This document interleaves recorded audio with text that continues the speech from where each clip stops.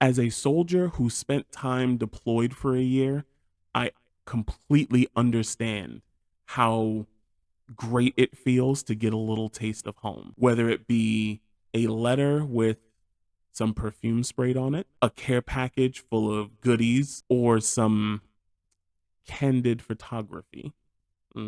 Having that attachment to home can help a soldier feel incentivized to fight harder or to move with more patience and tact to ensure that everyone who came with him goes home. During World War II, communication stopped on both ends, both from the soldiers and from their families, which, from personal experience, can actually be a detriment if you think that no one at home is even thinking about you. So, the job of sorting all these care packages and mail to try and get them to both family and soldiers fell squarely on the shoulders of the Unit 6888 or the 6888. So, how did Netflix do with telling the story of these brave women? Let's talk about it.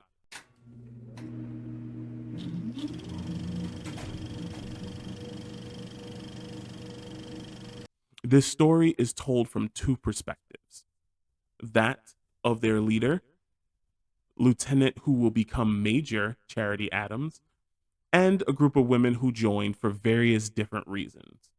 Now, because this took place during World War II, you already know how black soldiers were treated at the time.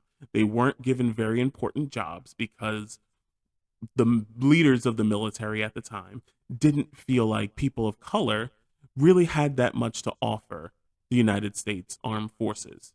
So these women were mostly secretaries and just doing menial jobs while never being deployed until a woman stood outside of the White House for days in a row because she has not heard from any of her children who have deployed to Europe to help fight the axis of evil. One day, Eleanor Roosevelt comes out and talks to her. She then discovers that there is a problem with people receiving mail both at home and on the battlefield. So they send in the 6888 to sort all of this out. This movie does not have a lot of action in it. So if you're looking for a war movie like Saving Private Ryan, Black Hawk Down, Zero Dark 30, anything with a lot of action, this movie's not going to be for you.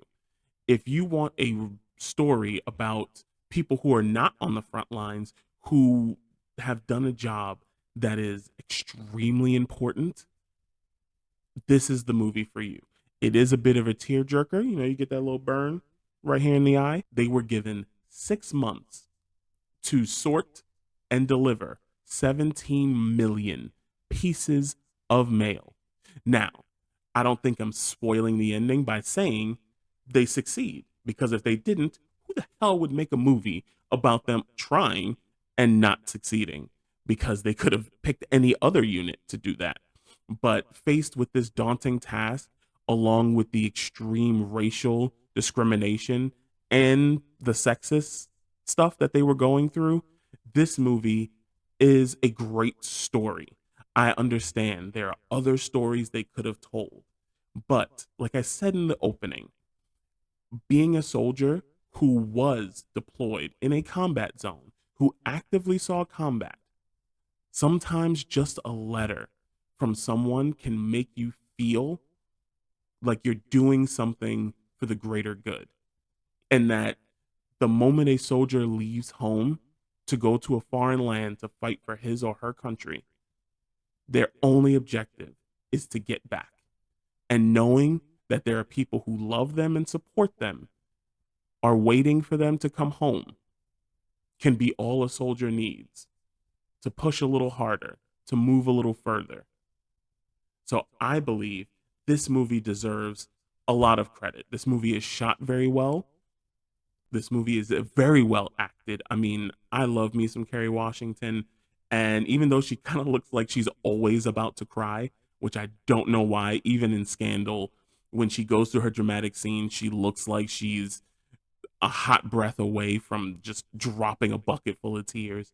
She is outstanding in this film. The story's great. And the action scenes that we do get kind of come out of nowhere, which is war.